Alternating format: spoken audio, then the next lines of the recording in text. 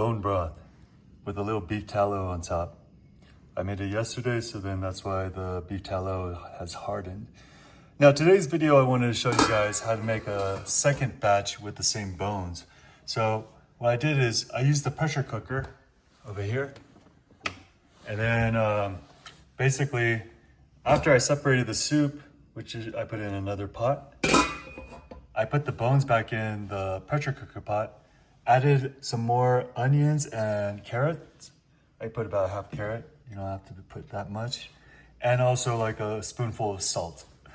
Now, one thing that you do want to add is apple vinegar. So, well, you can use white vinegar or you can use apple vinegar.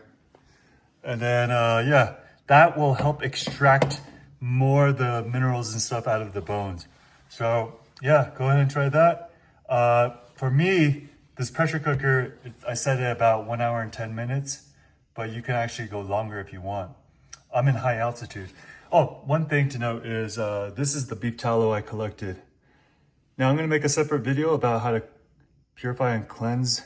You can see there's still some fat and some meat inside, but yeah, I'll make a separate video about how to clean your beef tallow so then it will last longer. Because if you have like vegetables like onions and beef inside, it's more likely to spoil the whole thing.